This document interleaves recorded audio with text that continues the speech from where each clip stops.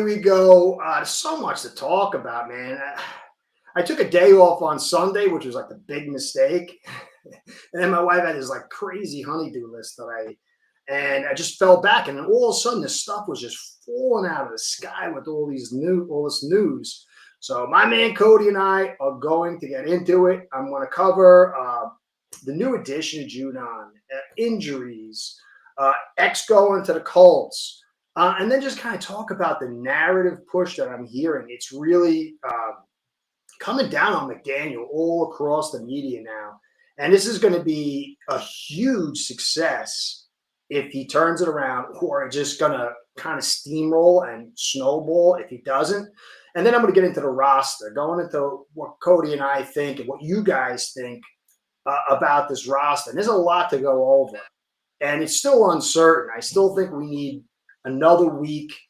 I'm hoping we see ones just for a little bit against ones this week against the Jags at home. I think Cody had mentioned, hey, it is Abel. Abel, what's going on, brother? How you doing, man? I'm looking forward to hear what you were thinking. The background. You get a little, sometimes you're a little quiet over here. You got a lot of good stuff, but you can type it out, man. You can get serious today. I want to hear. Kozanosha, my man, hooking me up with Shake. A bunch of other guys, man. Good to see you all, you guys. Cat for life, man. Good seeing you, brother. Yeah. Xavier Howard. That's such a. That was like out of left field, man. It's like, so how many out of left field things happened this year with Minka coming to our team, the whole back. It's going to be very, very interesting. Hey, Will, what's going on? The scout, huge upside, Phillips. Which Phillips you talking about? You talking about Jalen or Jordan? And both are very interesting. I think Phillips is actually looking pretty healthy this year. I think he might come out of the gate a little bit hotter, which I hope. I know it's going to be bad for us because it's going to drive his value up, but I love the kid. But it will help us. We need it. We need a hot start. Yeah, we signed Judon. I like Judah, though. Yeah. Okay, there you go. Yeah, my man Jordan. I just love that guy. I loved him when we signed him. I think he's just. I don't know if he's got I don't think he's got the high ceiling like some of these other guys. But man, his floor is so high. At 20 years old to do what he's doing, I don't think people truly are realizing how powerful he is. I'm not saying he's like the Allen from or Will Fork strong, but this guy's real close. And at 20 years old, to have the power that he's showing and displaying like constantly, it's a great sign. I love the kid. He just fits right in my wheelhouse of what I love. So yeah, no, he will. I've always wanted to sign him. I just love the name Judon. I'm a writer and stuff, so like the name Judon is just a great name. I'm glad he's here. Wish he was here a little bit earlier. But I'll take it. We'll get into all that stuff, guys. But before I do, I just want to give you a little lowdown on something. But first, tell you my man, Dirk from Frozen Fin Fans. I'm going on his channel tomorrow night, 8:15 Eastern time. We're going to chat it up. He kind of pisses me off because he's only been doing this thing a year. And he's already got the great intro. He's got all the great graphics going on, man. It's making me get my game on, but man, he is so darn good at what he's doing already. So come check us out at 8:15. He's a great guy. Please sub to him. Please check him out. He does a great job. I think he's nice and even keeled. And he was a lineman and a tight end, and he always brings good stuff. So check us out there. Hey, Brian, my man, my longtime man. He was like, you were my tech guy for a while. I think I flunked your class, though, man. I'm working on it, though. Yeah, it's been a while. I don't know. Oh, well, you moved from New Jersey to the Virgin Islands this month. Wow, you stud. Yeah, I moved to the Caribbean, too, a couple of years ago. Well, I live in Panama now, my wife's country. Been there for a few years. Nice, man. Virgin Islands. That's great. Dude. You got a good job. Well, you're a tech guy, dude. You can go anywhere, man. You have work will travel type guy. So anyway, last little bit, guys. I do apologize. I have been off a little bit. I get these blood clot things that have been going on for like 3-4 years. I wasn't taking my medication for a year, and my dream was always to be a writer, and I'm putting together a novel.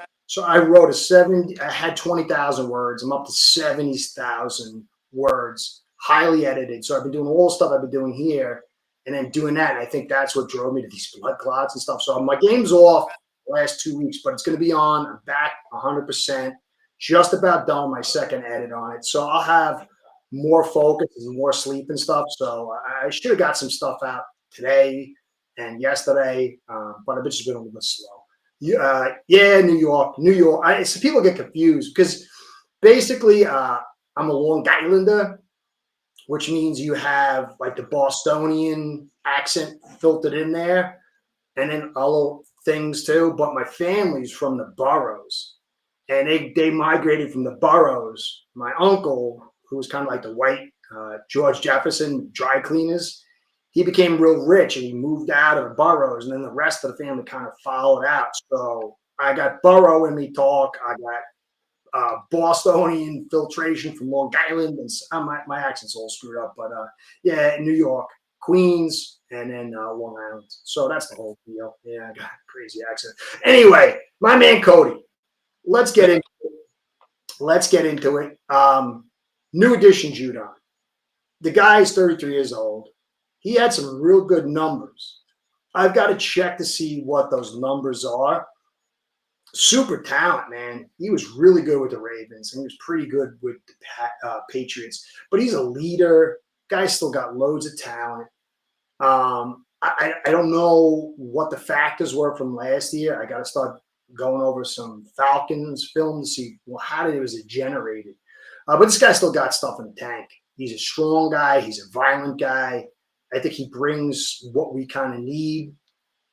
So what do you think about him? I always liked his ability to play the run too. Like the guy's a pass rusher, not like a super quick twitch like a chop, but he's got moves. He's a veteran.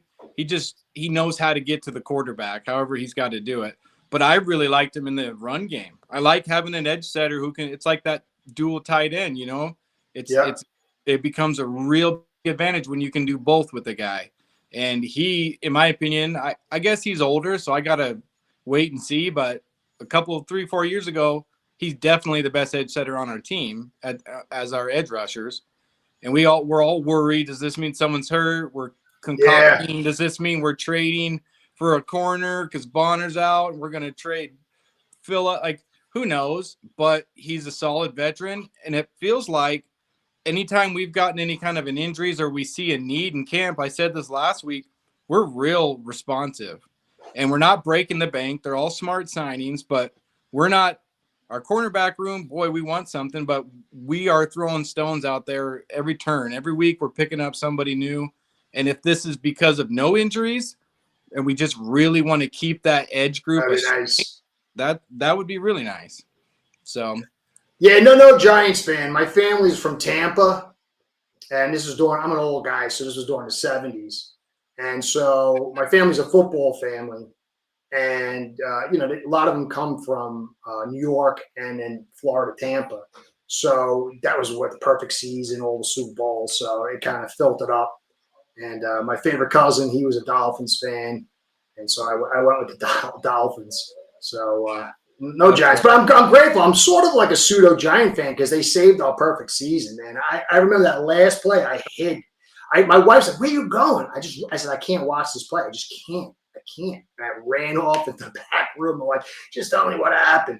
And she's like, "Start screaming, come on!" And I was like, "Oh man, I'm a Giants fan now, sort of." So I'm always grateful for them. We need that perfect season. That's like life, man. Yep. You can never have enough pass rushers. And as Cody was saying, physicality. I still think Chubb is a better edge setter, but you got a guy who could do it all, and he's a guy who can help chop. He's got there's so much experience and knowledge that he can pass. And then somebody else was saying, he's a hunter, and he's violent. He's real violent. He's like one of those old school violent guys, and we need that. So I like it, and it was like for 1 year, $4 million. So it's not that big a deal. As long as they got to keep building the trenches. I mean, we can't overbuild the trenches to the point where we neglect the back end and expect to see success.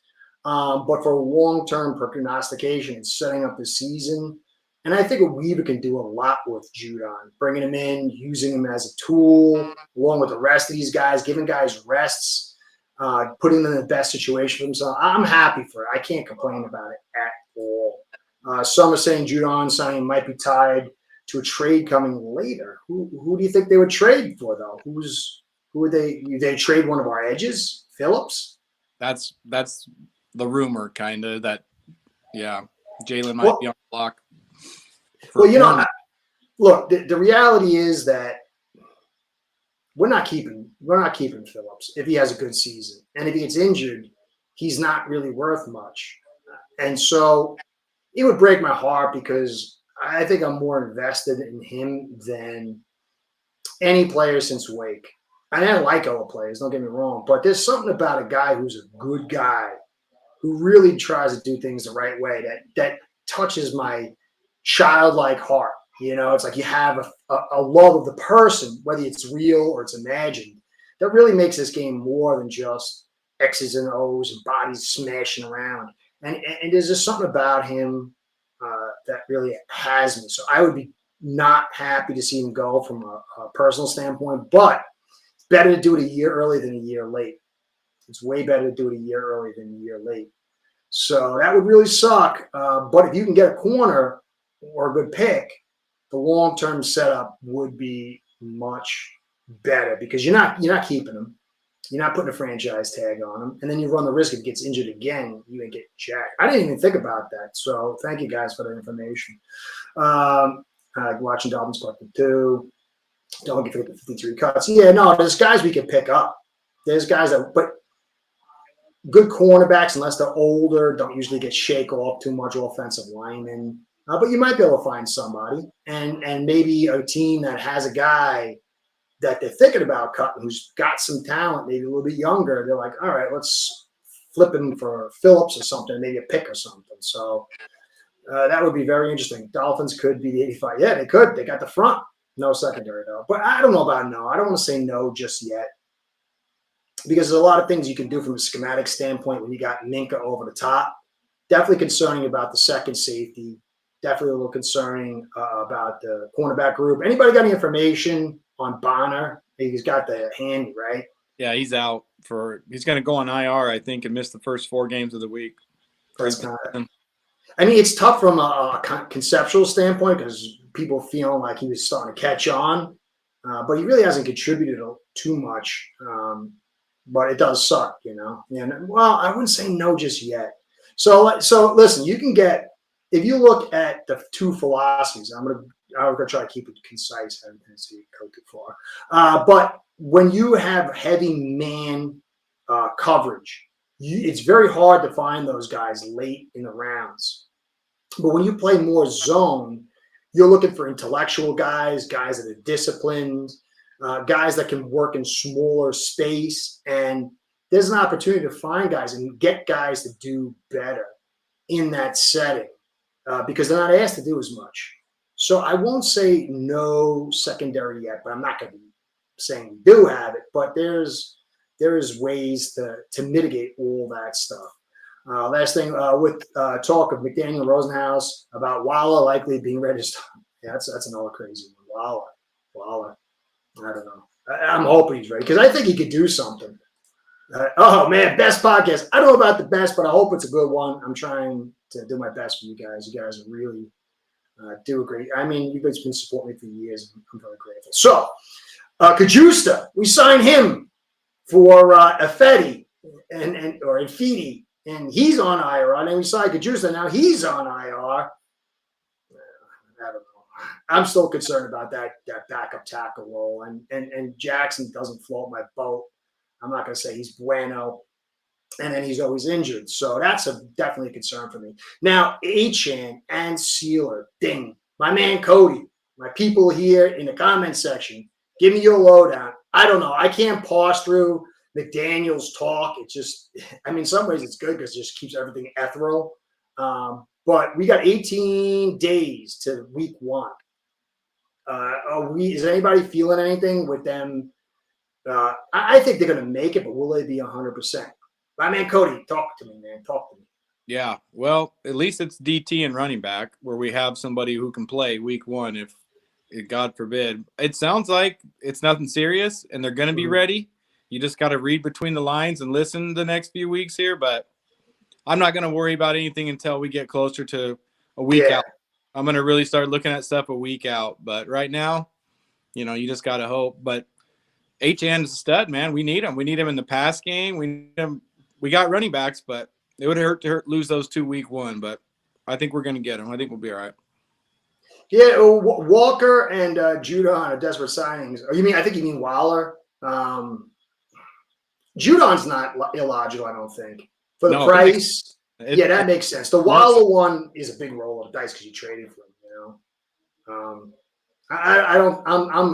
I like the Judon signing. You can't go wrong with having because he can kind of come in and play. Although he could come in and do some different things. He can come on the edge. He could drop a little bit. He's just, you want a guy like that on your team. So I got no problem with that. Jones early stars. I got film, man.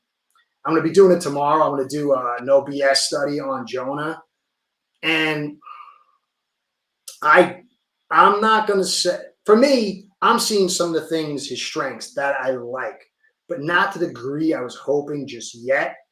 But my concern, and it's a minority take, don't take it as gospel, because my concern is when we signed him was his ability to handle power and to exert power at the line of scrimmage in the trenches to dig guys out.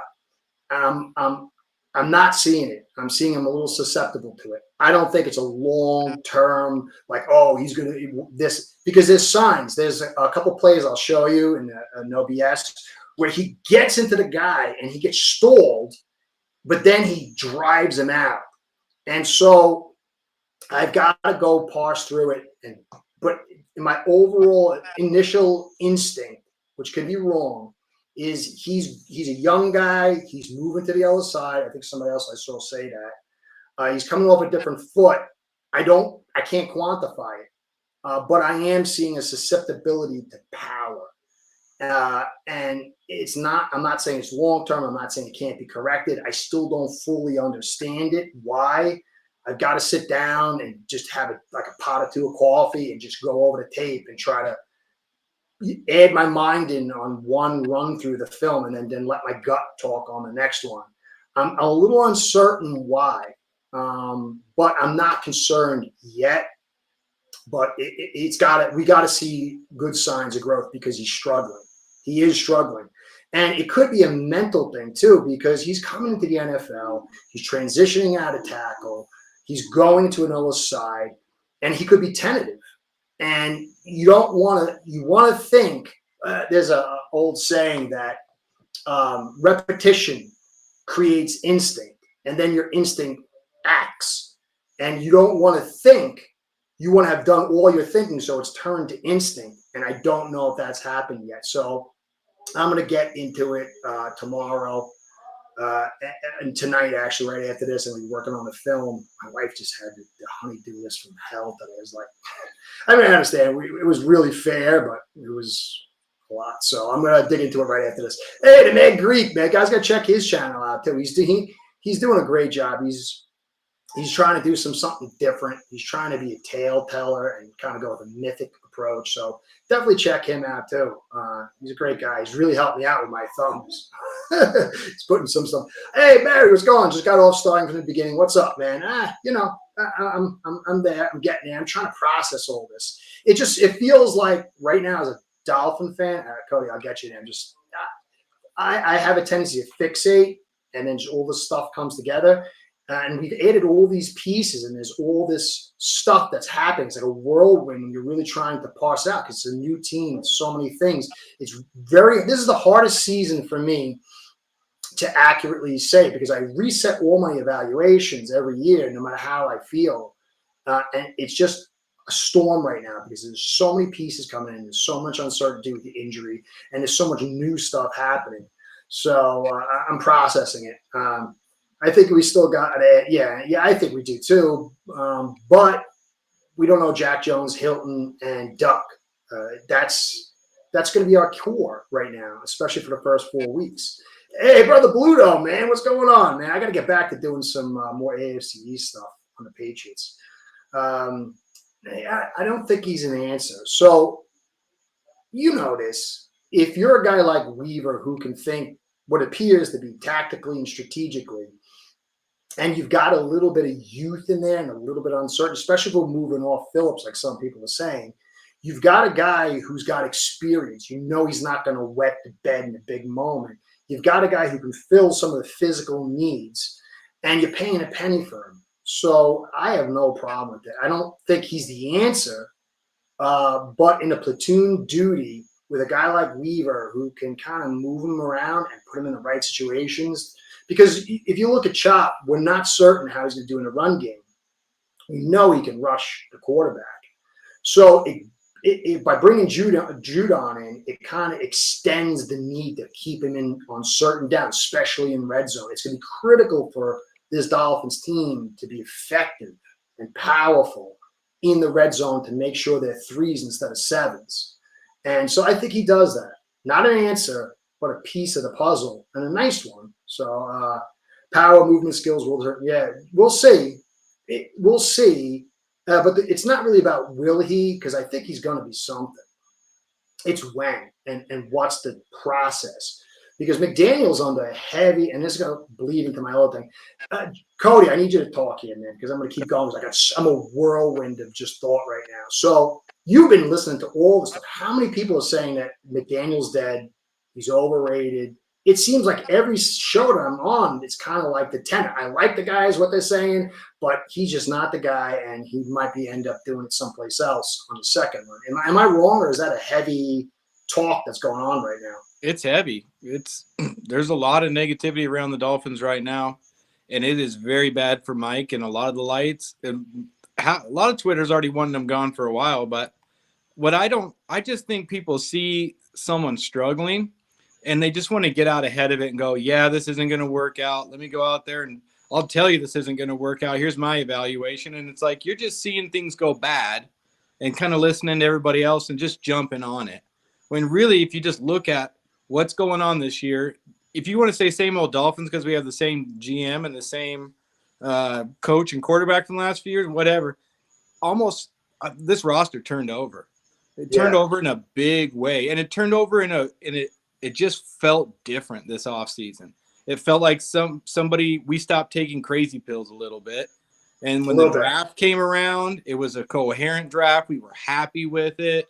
Philosophically, we got to find an application. Yeah, we've been begging for it. Yeah. And we're like waiting for any sign for us to go, okay, this might be happening. And I've seen a lot of signs that tell me, okay, something's happening, something that I think is more coherent. Just the build of the offensive line alone, just the guys we got rid of. It just seems like Daniels looks good. People want to get on McDaniels. If you don't believe in Tua, he's had a tough job. If you don't believe in Greer, he's had an even tougher job. Mm-hmm. If you don't believe in Ross, pile it on, man. And he's green. He's just getting into, like, he might just know what he's doing now. He might just know what he's doing, and he might have a voice enough to ask for what he wants. And our D coordinator might have a voice to ask for what he wants, and he looks competent. So until I see signs of like, man, he's lost the locker room, because you can see it. You'll know, you'll hear it. You'll get all these anonymous quotes, like, but we're not hearing that inside this room. We didn't hear it even at the end of last year. We heard that there was some disgruntled players, but I don't know. I need to see him fall on his face before, and that's without Tua. I believe he could fall on his face, but I don't know. I believe in the guy. He didn't get in the league he's been in the league like 17, 20 years, something. He's a young guy. He didn't get there because he sucks. He didn't get the job because he sucks. He's not still in the league because he sucks. He's a smart guy who knows how to fix things. So I don't know. I think it's fun to pile on. People pick a team, pick a player, and they just, that's how you get your clicks. Exactly. It's you ride trends. Now that's what it is. To be fair, McDaniel is green. I think he doesn't suck, but can he manage all of this? Is he an offensive coordinator? Is he a head coach? Can he do both? There's a lot that's into it. I don't think he had the best framework, kind of like Tua in his setup. This is his year. He's got all these primetime games. He's going to have to hold his team together. This Colt game is going to be huge. And we'll get into that with the Xavier Howard in a second. But this is his time. Look, this is it. He's got to not win a Super Bowl, but look coherent, be physical, not have the team fold, win some primetime games. He's got to get to 9-10. And he can't fall into second in the division. Those, to me, are the floors of, at very least at this stage. And so we'll see. This is it. Too many people want to be like Nostradamus on this stuff. So we'll see. I don't know who the Dolphins would trade for at this stage. I'm going to kind of look into it because I didn't even think about it until I saw them sign Judon and there's a Phillips thing. So I don't know. We'll see. One thing about Mike is that I heard he wanted to take I'm going to empower the players. This is going to be a player-led team. Yeah. And you have to have the right players, clearly, and we didn't. And I think those guys are gone. There was 5 guys that 90% of the fines. I would like to know who the 5 are. Yeah. Cam Smith is one of them. Is he really? I don't know. I'm just saying. I don't know. Yeah. But when they said we don't want to hold his hand anymore, I kind of had that feel to it. We purged some negativity off the team. And you're right about the clicks. I saw an experiment of people talking about just off of a headline of a story on a post.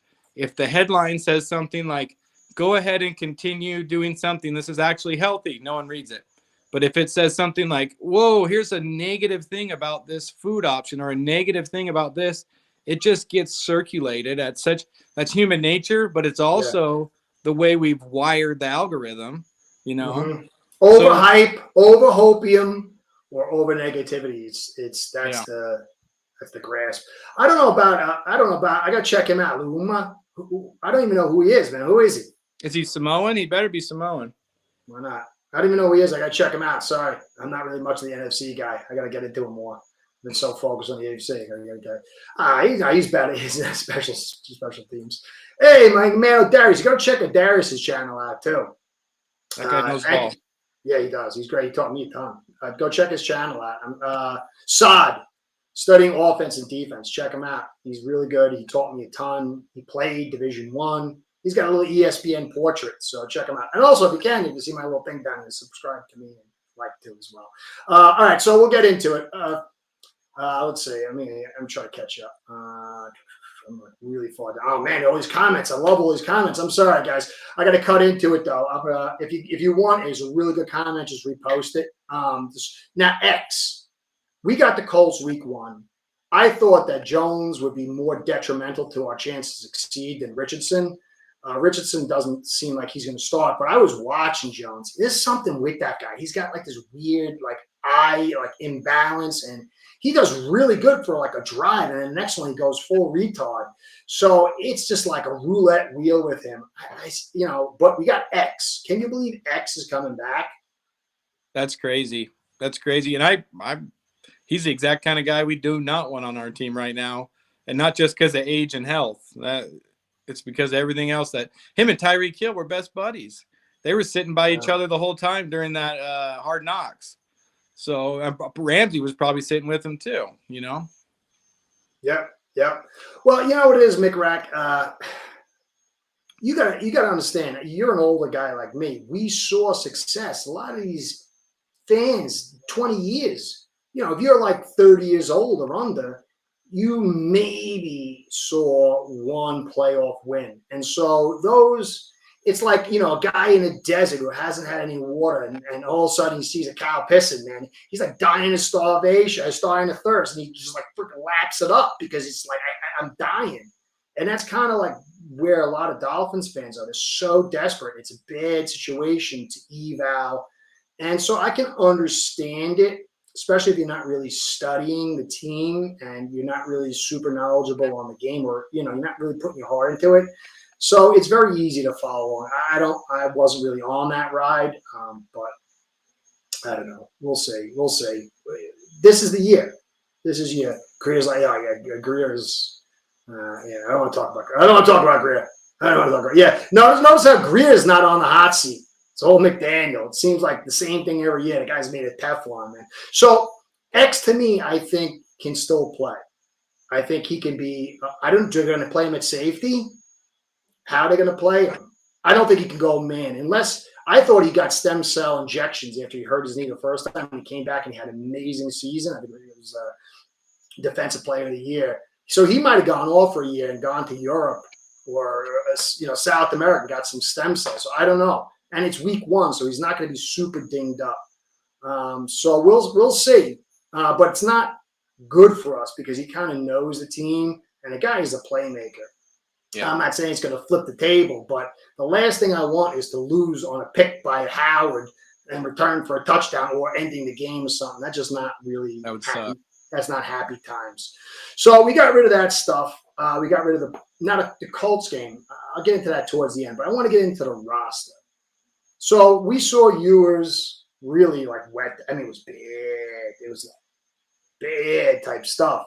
But you could see the growth between one week to the other week. Now he's playing back end guys. They're not, but all you're looking for at this stage from a third string quarterback is growth.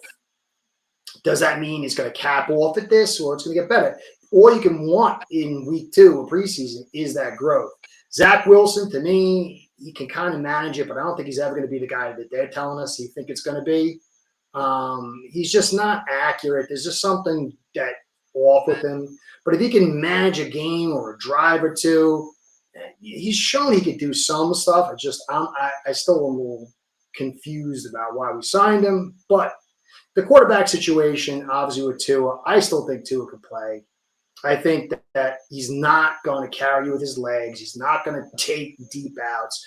But within what we like to do with the quick release, he's comfortable in this philosophy that we got, although I'd like to see it go out of 204, 209, but at least a 215 and 220. I think the quarterback group is pretty decent. I think it's good if Tua stays healthy. It's good enough if you have the right team around. I would prefer a better backup quarterback and use developing, so I think that's fair. What do you think, Cody? The room's better, and people say, well, yeah, it wasn't very good last year, but it's better. And there's something about Ewers when I watch him play, even when he had that really bad preseason game, he's so calm. Like he's taking a hit and he's just, he's bracing for it a little bit. He's got guys coming at him. He's staring at the guy he's going to throw the ball to. And that last throw, I think it was his second touchdown to Weiss, he didn't really have to float out all the way to the left side. He saw a little bit of a rush. And it was just a real veteran. Like, I know I have so much space over here. I can feel it. So I'm just going to float over here, give myself more time. He just looks cool and calm. And skill side aside, you don't see that a lot from rookies. You don't see it out of Zach. Zach doesn't look calm. Zach looks really like, what am I going to do? What am I going to do? What am I going to do? And Ewers just seems like he's out there Joe Cool, and that's a trait you can't teach. So.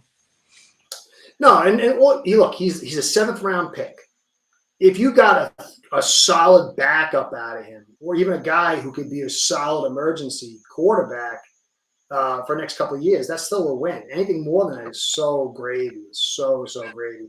But look, until he's getting blitzed, until he's getting schemed against, it's hard to tell. It was a pretty clean pocket, a little bit. I think he did show composure, and I was surprised at the growth between week 1 and week 2. But we'll see. Yeah. So the running back group, obviously, I would say obviously Achane. Now Achane with the injury, it's a lower body injury, leg injury. Now there's a problem though. The guy's a star, but he's got a lot of nicks, and he's coming up for a contract. He's going to want $15 million. And all these injuries, despite how much I like him, it is a little concerning.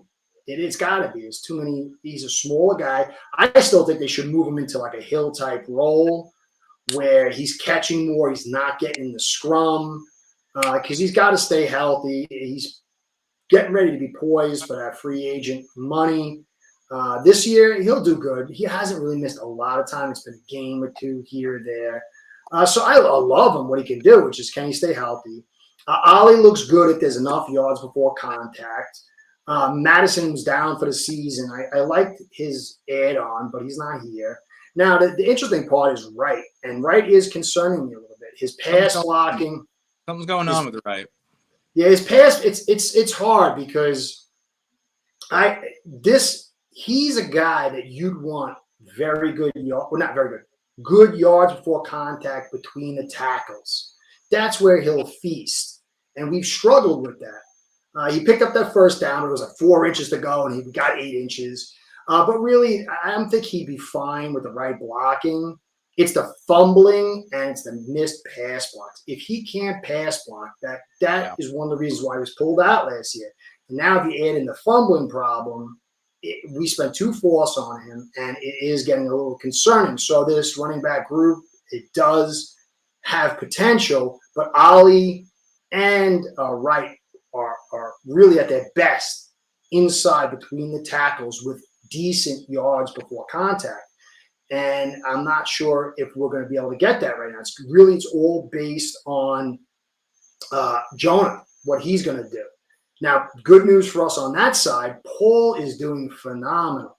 For a second-year guy who's a project player, it's not perfect, but that power, that strength that he has allows him to cover up a multitude of errors. And there's not a lot, but if he makes a mistake, that power just plays such a huge role. And I love his attitude. He's a pretty violent guy. He's very intelligent. He talks. We've got that down. I think he's going to end up being a long-term player for us, either at the right tackle, the more run-blocking guy, or maybe develop into that left tackle, even though he's playing left tackle, but we got the left-hand quarterback, so it flips it. Brewer is solid. I got no complaints about him overall, although he does hurt us at times in between the tackles with his inability to move guys consistently. Daniels looks very good to us. Yeah. Can he stay healthy? What will he look like when he's going against the first stringers? But even when we struggled through these different weeks, he's had a pretty good game, and he's not 100% yet. He's still getting his way out of this Achilles. I like that. So to me, we got 2 answers, 1 solid player. Right tackle is a concern. Jackson's always been a concern for me. He can't drive guys out, and he's always injured. But we can get past that, even with Borum over there. If everything else, the other 4 guys, and then obviously we'll get into the tight ends. The tight ends is a little bit of a concern too, although I'm a little high on Rucci, but I'd like to see him against better talent. Farrell Brown's been very inconsistent. I don't know if he's going to meet up to being the best run blocking tight end in the league. He's had some wins, but there's some losses too. Julian Hill's not a guy that I'm really high on, although we'll see. Tanakana can catch, but can he block? No. So there's a lot of stuff we got to see how it plays out, the tight end group. You got Waller, but he's not really going to be a blocker for you. So I'm getting a little, my spidey sense, concerned that we don't have. So like when you're blocking, you want certain sectors in your front to be strong sectors. And so if the tight ends aren't doing their job or inconsistent, that's a weak sector. Then you got Paul, who's a strong sector. And then you got Jonah, who's an uncertain sector. And then you got Brewer, who's good in his outside zone, but in the interior, driving guys out in the red zone and digging them out. It's an uncertain sector. Then you got Daniels, who is playing well. And then you got Jonah, who's not so good. Borum's not bad at driving guys out inside, but he struggles on the outside zone. He struggles a little bit in the pass blocking. And so I'm wondering if they should have just had Jonah on the right side and then had Daniels now, because I thought Jonah could end up being a better run block interior-wise, but maybe it would have been better to have Daniels next to Paul, and you would have had a solid sector. And then maybe if you paired him next to Farrow, and he's hit and miss, but at least you got 2 guys that are locked together and able to move guys. And then Brewer you can kind of count on. And then that right side would have been your agility side, your finesse side. But they kind of flip-flopped it, so we've got to see how that plays out. But overall, the depth is a concern. Brunskill, he struggled. I got confused in my last podcast. I thought it was Meyer later in the game, but it was Brunskill. He's okay. I got to go see what plays he missed. I got to go back and check his last good year and what he ran more outside zone, inside zone. He's okay. as a backup, but there's a lot of concern. Keon Smith is not a guy. He's not going to be a guy this year. There's no way. And then who else do you have, really? Who else do we got, Cody? There's names. Who else we got? We got Eichen. You forgot Eichenberg. Right when you need him for that playoff push, Ike's going to show up, man.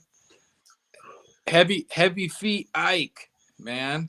That guy will smack you. No, there's what? Jackson Carmine? I can't think of as we get deeper. He didn't play well, but I think he's definitely way better at guard than tackle. He had a nice physical play where he just blasted the guy. It was a little inconsistent. I got to really sit down with him a little bit more. But there's a lot of concern in his depth. And you can even count Jackson in there. And now this little uncertainty, although that can be resolved with Jonah. This offensive line is not there yet, though. As crazy as it sounds, and we probably don't believe it's ever going to happen, but if Jackson gives us 12 games, if we can get a whole season out of Jonah, we can get a whole season out of Pat, whole season out of Brewer, maybe 1 or 2 starts where Brunskill comes in, and maybe the same for Daniels. Maybe Brunskill comes in and plays right guard, whatever. It'll be all right. It will be much improved, but that's why there's that ceiling of it has to break right. And that's where I've learned as a fan to grow up a little bit and be like, you're judging your team as a young person as like, man, look at these starters. If these starters play all year, we're going to dominate. Well, shit happens. Guys get hurt. Starters don't make it. One of the starters you thought was in it is really just here to cash in a check. You know the whole story. So you got to start looking as deep as you can go and think worst case scenario, because it always happens in Miami every year. And what do you think that is? You think this still has to do with bad luck or just a strength and conditioning, setup? I think it's bad luck. I think if you talk to people who follow every team, they'll give you probably a better measure than us who were trapped inside of this thing, you know? I feel like I'm like, jaded. I just feel like we got ate a bag of black cats. No, it's like your girlfriend or your wife, maybe they cheated on you once or you thought they did. So now everything you're looking at like, oh, did she really go to the store with her sister? Like you're waiting for everything you're misreading. You're so jaded. Yeah. And I think some of our fans, I think Twitter and the arguments between the negative and positive fans, it's such a really interesting thing. If you can remove your own personal emotion from, it's such a psychological, well, how do you view your job? How do you view your friendships? How do you view your relationships? And then how do you view your football team? You're going to see some common ground on how they view life. It's not just how they view the Dolphins. The Dolphins give them a lot of things to be upset about, but that you reset your stuff every year. That means you're an optimistic person, or you at least can be like, you can let go of hard feelings that are stuck on you. You got to. The worst thing you can do in life, I remember Bruce Lee in Enter the Dragon, emotional content, not anger. It's like a finger pointing its way to the moon. Concentrate on a finger and you will miss all the heavenly glory. And that's the thing is, if you're evaluating and you're really trying to get an accurate answer, you've got to cut your emotions out. And it's so hard. I despise Greer. For years, I knew his bill was garbage.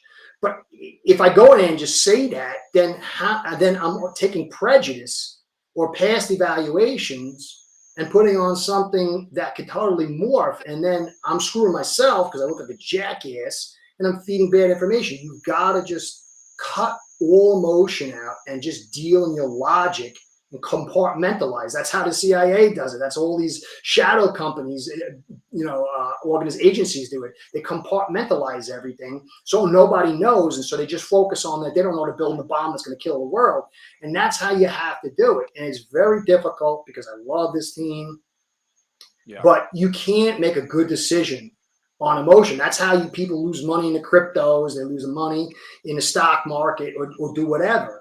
It's got to be all with your head. It's very hard because this is Well, the NFL players every year, every offseason have a chance to get better and rewrite the whole story of their career. And many times players do. Players go up, players go down. Sometimes they stay the same. But it is amazing what an offseason of work. They're all talented. They wouldn't have gotten their shot or they didn't have talent. It's all the other things that people have to line out in their lives sometimes. So from one year to the next, players can change, teams can change, coaches can change. And if you can just go, the argument is we haven't won a playoff game 20, 25 years, 20, whatever. I was ninth grade and I watched us beat the Colts. And I thought, oh, cool, we're gonna. My best friend was a Raiders fan. Was that was a Dan Marino game in the postseason? No, it wasn't Dan Marino's last game. It was Jay Fiedler leading the. Oh yeah, in the 2000s. Yeah. So, or was it Damon Heward? Oh my God, it was me in ninth grade in high school. I was watching Farrat play for us the other day, throwing the Chambers. Nice. Yeah. It's like, what? I forgot about that guy.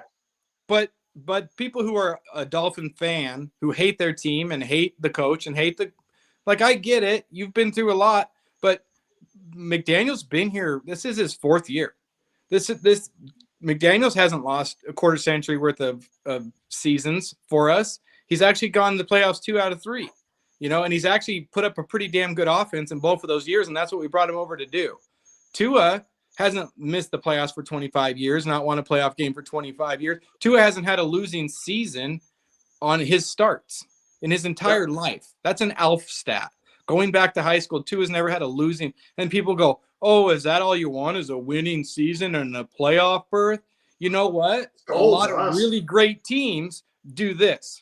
They go like this. They're floating around the playoffs, and then they can spike when they find a way to get over humps. Hall of Fame coaches find ways to get over humps, but for 6 years they weren't a Hall of Fame coach until they got over that hump. Same with quarterbacks. They have to make it over these. Not everybody shows up. I'm Jaden Daniels.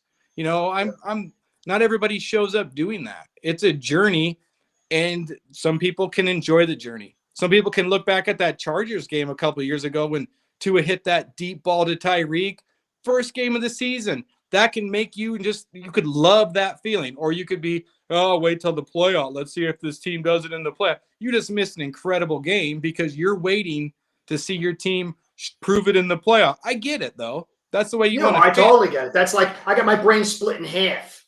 Half of my brain is that. And then the other half is like, let me live in compartmentalize this one moment.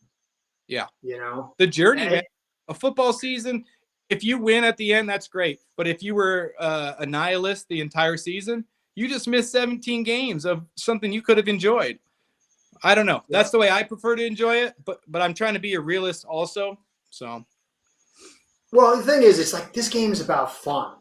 And, you just got to ride each moment and judge it for what it is. And like what I do every season, I take the data point of the prior season and all its little disparate parts, and I compartmentalize it. I remember it, and then I just try to go into the next season and just start from square one and enjoy what I can. Like I'm having a great time with Phillips. I'm not saying we're going to Super Bowl, but I'm having a great time with Phillips. I'm having a great time with Paul. And that's how, because it's madness. It was really tough for me for 2 years to do this job, to be a Dolphins fan. And I learned a lot, because I came into it, I was like kind of wide-eyed and then I started seeing some stuff. And then it just became very burdensome because I always had that, I know what it's going to end up to be. And then I think it was like 22, midway through 22 season, I compartmentalized, just enjoy each step. And then 23 got a little bit harder, and then 24 was kind of hard because I heard all these people saying the offensive line was going to be fine, and I knew it wasn't. But you just got to enjoy the moment. You could drop dead, Yeah. So anyway, it's not Tua getting off the first read. He just doesn't have time. Go look at him in 2022. He had 2.35, and he was going through his reads. But he doesn't read like, and Darius will teach you that if you go to his channel. It's not about pure progressions. He's reading the coverage, and there's good and bad to that. But he can. It just really you can't exist with 20% screenplays and throwing on a general clean time of 2.04. You can break that down a little bit more, but it's very fast with the fast in the league. Yeah, you need a good offensive line. There's no team that's ever won a Super Bowl with a bad offensive line. It doesn't need to be great.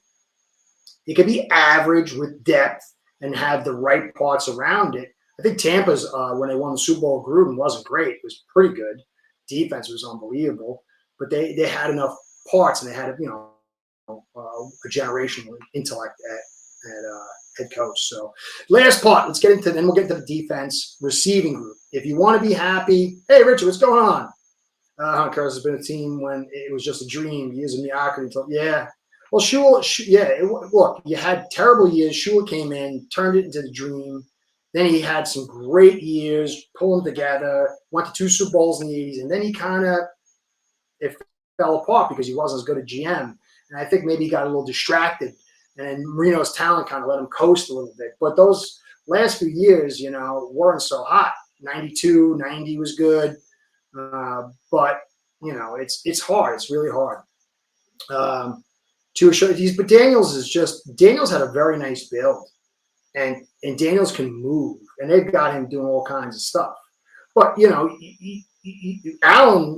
Josh Allen Mahomes will flash much quicker than Brady, but Brady had a lot of success. So did Breeze. There's many ways to skin a cat. No cats were injured in that comment. So receiver group, that's where I think Dolphins fans should be very happy. You can speak about that, my man, Cody. Yep, I love this receiving group. There's a part of me that's afraid that we're going to cut one of those taller guys we got. Armstrong sounds like he's getting beat out by Weiss. I know it wasn't just the postseason game or the preseason game. Weiss has just been talked about in camp all year, and him and Ewers look great together. I don't know if you follow a guy, Action Jackson. I think his name's Domo Jackson. He's on Twitter. He breaks down a lot of DB, and he loves wide receivers. He thinks Nick Westbrook and Waller are going to kind of play that same position a little bit. So he thinks we can. Off that means we could probably keep both Taj and Eskridge instead of having to keep another big guy if Waller shows up as that other. I think Weiss can make it to the practice squad. Say that again? I think Weiss can make it to the practice squad. I don't think anyone's going to sign to the starting roster. I think Taj Washington, to me, I thought he looked special coming out of USC. I liked him. He looks really good. And he plays a lot bigger. Him and both Washingtons play bigger than what they are. And I just like him, and I like size. So I really wanted to make sure. But if Waller's going to play more of that Westbrook, if those two guys, if those two guys stay healthy, there's your size right there. And Tua knows how to use size. People think Tua just needs a speedster. No, Tua knows how to use size, man. He can throw to spots. He can throw to areas. He can throw. Get that back shoulder back. Him and Parker with that back shoulder. Like, that was money. He can throw that back shoulder. He can throw the jump ball. Tua can put the ball anywhere he wants. I know he doesn't have a power arm, but anywhere within his arm strength range, he can put it right where he wants to put it, We should instead of going for Hill, we should just kept Waddle, let Waddle be the Hill type, and got ourselves a really good tight end. It would really have done a lot for him and for this offense. We went too finesse. That goes to the team design, whether that's Greer or McDaniel. I don't know. John, it's hard because we don't have to win to make money. And that is a little bit of a concern because there's no pressure really on Ross other than the pressure he feels to win. He's not pressured to have a successful franchise in that sense because he's making money. I think he wants to be successful in everything. And I don't think but there's no pressure because you're making so much money. Yeah. Yeah. I think he wants to win just as much as the next guy. Yeah, with Wright, if you go back and look at him last year, he wasn't. I think he's tentative. I think he's getting a little nervous. I don't think he's getting the kind of holes or the style of blocking that really suits him. If you go back and you'll see all those flash plays in college, they were right out of the draw, right inside, one cut up and into the hole. Two tackles and a couple linebacker, like just wide open. But he knew how to hit it, man. He knew how to hit it. To me, though, it's the pass blocking. Pass blocking is the big red flag. And then right after that's the fumbles. A little bit of a fumble thing going on. It's not terrible. The pass blocking, though, I don't think he's going to fix this year. Wasn't that supposed to be something he was good at? No, he struggled. I don't know about college, but he struggled last year big time. And I think that's one of the reasons why he got shelved. But Ollie's really good at pass protection. He's big, man. I like Ollie. But when it comes to the regular season against the firsts, he's not going to be able to really bounce it outside. He's going to have to be inside. And it's going to really go back to us, really moving stuff on the interior.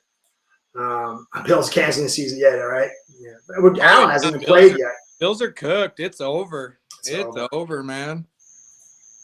Yeah, he lost Bobby Beathard. You should never got rid of Bobby Beathard. There was like a little, I think that, I don't quote me on it, but there was like an internal struggle. Bobby Beathard's the guy who got all the talent for all his 70s teams. Yeah, and then he had Oliver Dottie, who I wasn't big on. He didn't have great talent, but he stuck with Oliver Dottie too much. He got a little stubborn in his old age too, and he just wasn't really. He hit some great ones. He hit Webb. He hit Dwight Stevenson, Marino. I mean, he had a lot of nice picks in there. Clayton Duper brought in.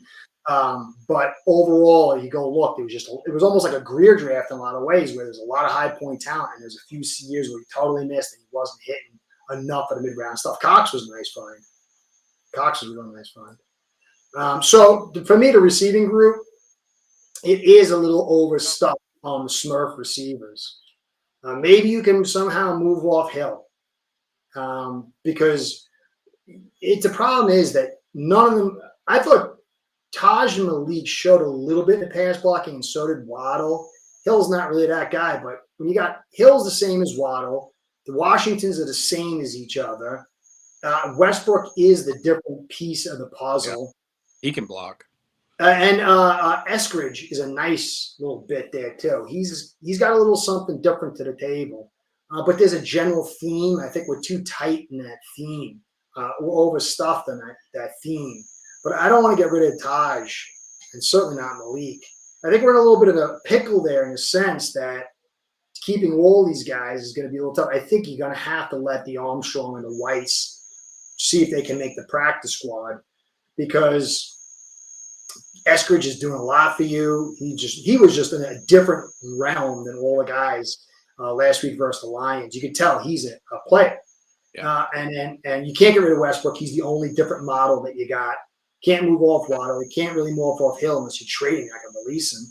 And then Taj, if you're going to move off Hill next year, the Washingtons are really good for you. But what I did like, what I'm seeing is that we're doing outs. Yep. And we really didn't do that. That stuff works. So if you're playing high zone, you're playing high leverage at the linebacker position, you're playing high cover too, it does put pressure on the nickel, and it does put, because those players were coming out quick, and those are a little bit of a breaker of the playbook that's been run against us. Problem is, it's not going to utterly change it. It's going to move the sticks, and it can place, but it's not going to change the MO. But it's a good piece of puzzle. I don't know why Hill and Waddle weren't doing more of that. I don't think Waddle's the greatest change of direction kind of guy. You know, he's just more of a straight line kind of guy. Hill should have been doing it. But those guys definitely bring a nice little piece of the puzzle. It's a really good receiving group. Patrick Pohl looks very good. Not great. I'm not saying he's great, but man, he's gonna stick with us. I don't see how he won't. In that pass blocking, we'll be trying to run the ball, force those LBs to yeah, you got to run. If you're not creating leverage, and then Waller might be able to do some of that. We got to see what he can do. But when you've got your edges all the way out wide, you got two D tackles marooned inside in the A and B gap against 5 offensive linemen, because the edge guys are playing outside technique. You got two safeties super high. Your linebackers are playing 5 and 6 yards. It's a shell. It's a covered shell for the deep middle, pocket post we like, and then the edge stuff. It's that interior that's absolutely vacant. And if you don't punch them in the nose, you'll never change that leverage, and then you're going to be fighting the defensive leverage that suits the defense. It's going to be harder. So I like what they're doing with these outs. I think they're going to be able to do it against what you're seeing in preseason in the regular season. But until you change that book on us, it's going to be very, very hard. Hey, my mic's no good. Is my mic no good, guys? Am I talking too far away? Hey, Steve, what's going on? I'm going to be on Steve's show next week. Hey, guys, is my mic doing garbage time? Sorry, guys. I think our I'm hearing your mic sounds like it's feeding back. Is it really? Is it right now? Sorry, guys. I don't know. Sounds good to me, but I'm not. Guys, give me a check on this thing, man. The monkey is screwing it up. Well, I'll talk for a second about our number 3 wide receiver, whoever it is. there's a lot of games, and I'm looking at, oh man, Claypool. I'm looking at Grant Dubose, guys we needed in big spots to run a route and beat man coverage and just completely tank it for us and lose the game.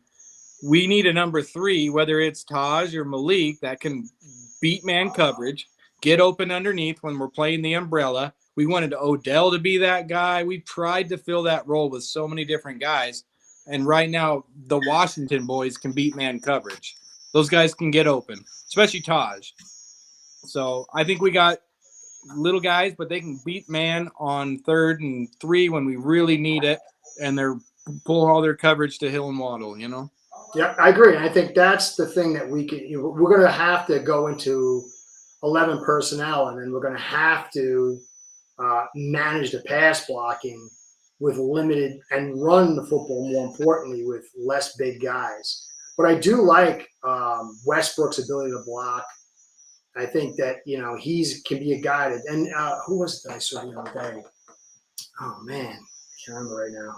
I think it was Westbrook. He had a really good block on the outside. So I don't know. I think, unfortunately, you don't want to have all your talent outside, and then as you get deeper into the interior, it weakens.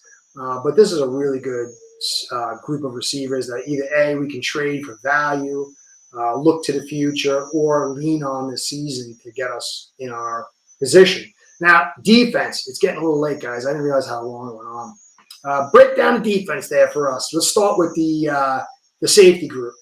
Go on, Cody. Yep, we got one guy, Minka. Iffy sounds like the next best bet, but I don't know. He's supposed to be healthy, ready to play, but that's his knock, right? Is he's a first-round talent, always hurt. Apparently, they tried Isaiah Johnson at safety a little bit in that preseason game, and I really like him as a big physical corner, so maybe he's something, but no, we got Minka and a lot of question marks in the safety room. So, yeah, me too, Will. That's what I want. I want some kind of respect. I'm tired of being disrespected. The safety group, you got Davis coming back at some point, but he was even kind of struggling a little bit when he was here. So it's not like he's an all-pro guy coming back. So there is a lot of growth that's going to be needed in the safety group. But Minka does tie it together. Yep. And if you're going to run what we're looking to run, you want your strong safety to be a real, that's what they're going to have him do, move him around, play the field general. He's more of a strong safety kind of guy, not in the sense he's going to be in the box all the time, but he's the guy who's going to be roving around. You don't want him in high coverage. It's just not his game. But you can fill the other guys out who just play high coverage. Don't let anyone get behind you. We got a little bit of speed there. I'm not, as long as Minka doesn't go down, I think we'll be okay or fine.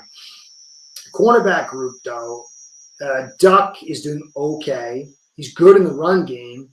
Got to see him more in the coverage department. Jack Jones is hit or miss. He's very inconsistent. And Hilton's not been the Hilton that I thought he was going to be. He's still struggling to find his way. Bonner he's got the hamstring thing. And then who else do we got? Marshall.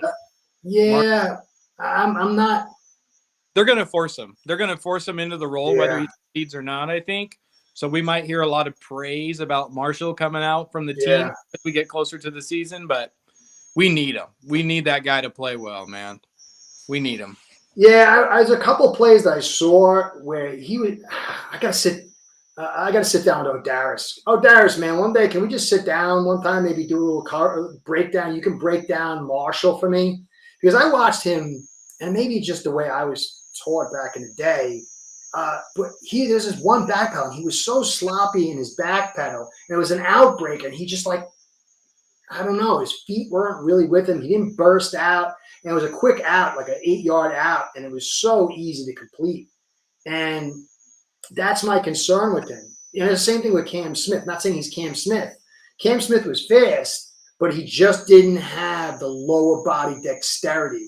His when you watch, I had a guy, Mo Jones. He was a friend of mine. He played at Rutgers, and back when Rutgers was still around, back in the day. And he was a Jamaican, and the guy was the fastest dude. Oh my gosh! But he was so meticulous. He was a small guy. He was only like 5'8", 5'9", but he was showing me like how to drop and the meticulous nature of the drops. You can go back and you look at Aaron Glenn, and that's how he did it. And when I see Marshall on a couple of plays, and it's only a couple, he just looks out of joint. It doesn't look like he's tight in his dropbacks and the way he comes out. And then I didn't see him pop out. So I'm a little concerned for him in man. I think that maybe in zone where he's jamming a guy off the line, dropping to something, that's more him. But I've seen him struggle in man. Our whole team is a bunch of guys who can press and drop, is what it feels like. So that means we're going to have to lean into the zone. Even our best safety isn't a guy you want deep, you know? Yeah. So those are the concern areas. But for me, this linebacking group, when you add in Judon, who's like edge linebacker, Brooks and Dodson, they're the best two that we've had in a long time. They both can cover. I forgot who it was. I think it was you who was telling me, or somebody else was telling me, this is an unbelievable linebacking group for us. And it is in a way because you have like Cam Smith. Somebody saying Cam Smith. You'll like it. I don't want to talk about him, man. He made a tackle, damn it, and he didn't get hurt. He didn't get hurt. There you go. Right up. We got to keep him for that, man. We got to keep him for that. Drafted him. What is Greer's son's roommate or something? Yeah, you got it. Whatever. But if you look at what Weaver's trying to do, and you look at this linebacking group, whether it's Gay, I don't like Gay on the edge so much. I like him more blitzing from the interior. I think he's pretty good on the edge, but he struggles in coverage. He's good blitzing. He's good tackling. He's good at being physical in the run defense, but he can't cover. What's his name? Britt is okay at everything, but not really like, hey, he's going to be. He's a role player. He's a yeah. And then Judon, he's the big physical guy. He really can't cover much anymore. So as long as Dodson and Brooks stay healthy, I really like this linebacking group because he's going to be able to, Weaver that is, bringing these guys to do their thing.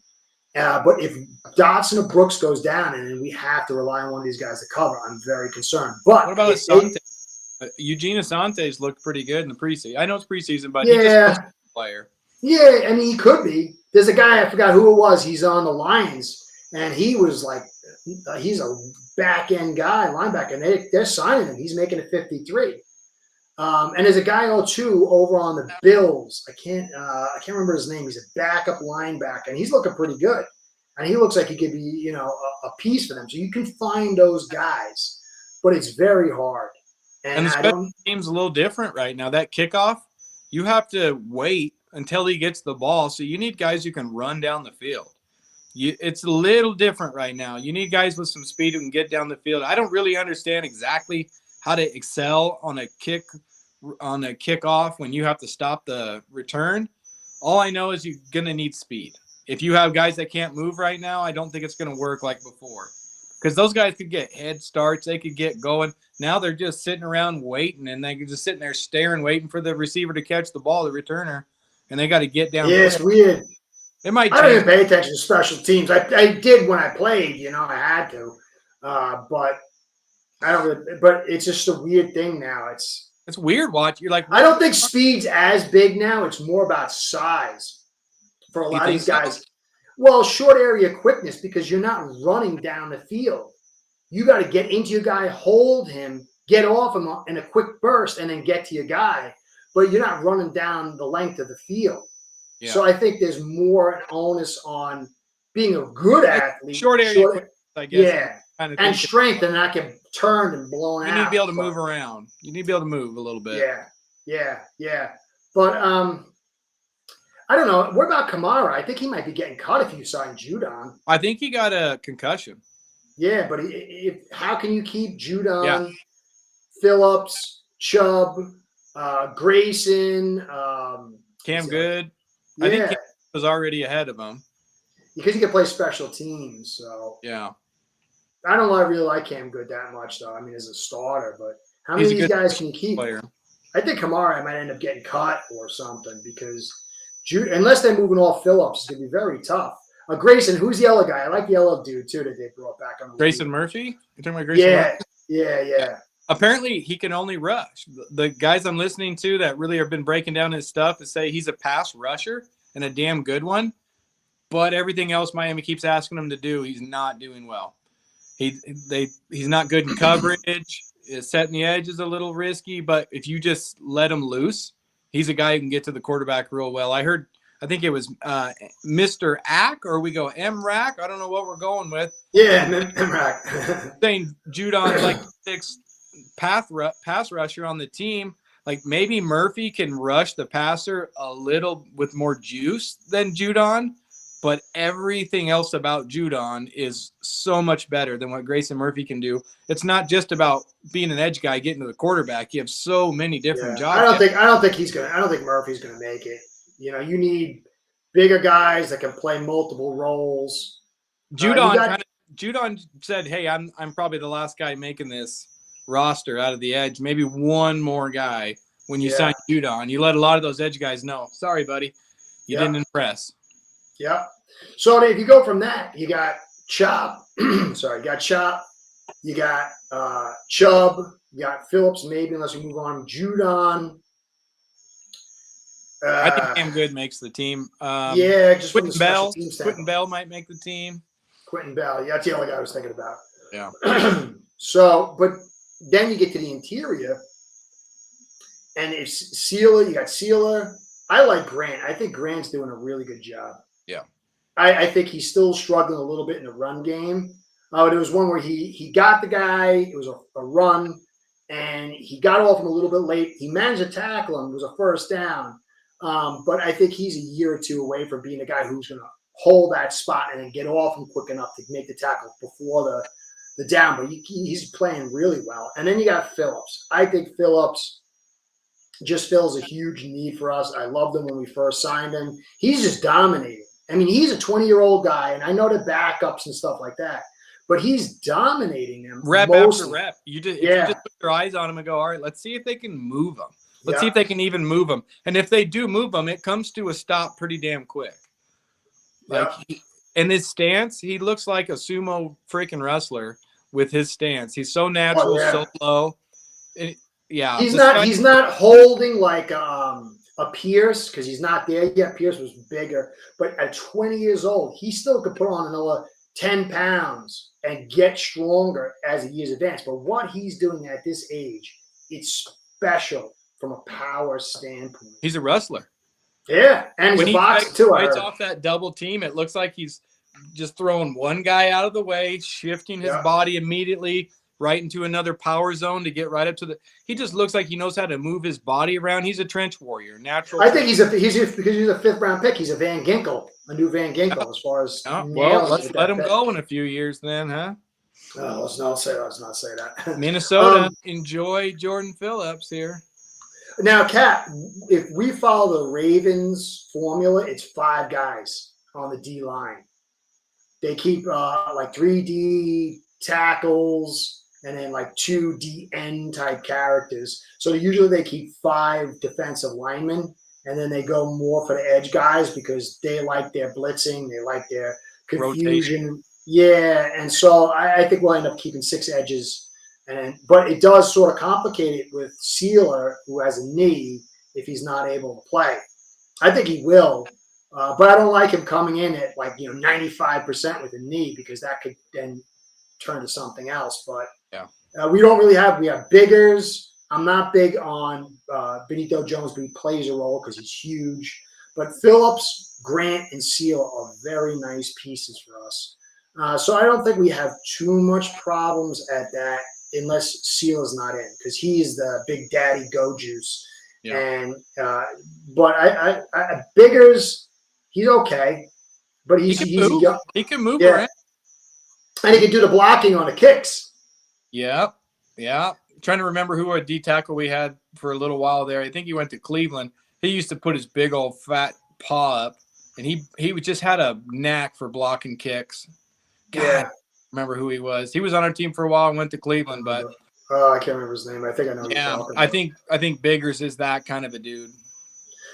So, all right, let's pull it all together because it's gone a little bit later than I wanted. You give your full final evaluation of what we got so far at this stage. Still 1 week left. What are you seeing? And then I'll give my little evaluation, like a minute or two. Yep. I like how Mike picked the Lions for joint practices. That was on purpose. I think he picked the Bears on purpose. Well, obviously this was all on purpose, but that Lions pick is for one reason only. And I wouldn't be surprised if Mike called up old Grant, whoever that linebacker was, to say, "Hey, why don't you talk a little shit this week for us? We're trying to start something over here. Hey, Chicago. I know we said thud only. My players think it's thud only. Go ahead and come out hot. We're trying to do something here this year." So I like that. It looks like Mike's not ready to put up with shit. Mike knows he's on the hot seat, and he's a smart guy. And I just think he's pouring everything into this culture, whatever you want to call it. But we can't be weak where we were last year. And I think he's put all of his eggs into we cannot be weak where we were last year. And I think Greer's on the same page, whoever the hell's making the picks, is this team can't collapse and be weak up front like we were last year. So I'm hoping that's the path we're on right now. So that's where I'm at. I'm a little hopeful here. 10 wins still, but I'm hopeful, man. I don't know about the wins, but I'm looking at the AFC and I'm studying them out. The Bills' offense is going to be good. Always. Yeah, it's just, don't worry about that. They have Josh Allen. Mm-hmm. But the defense, that secondary is a little bit concerned because Harrison went down.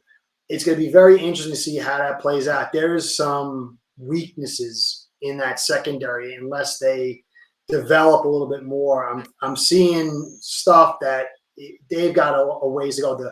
The front, I like the linebackers. Don't love the linebackers. The front is pretty good, but that is going to be something that we're going to have to wait and see how it develops. I still think that just because of the offense, the offensive line, Josh Allen, they've got the edge there. But with that secondary and what we got in receiving group, we have an ability to attack that if we can protect the quarterback. And I don't know about that front yet. The Bills front. It's showing something. It's hard because they've got a bunch of new guys and young guys. Bosa, will he stay healthy?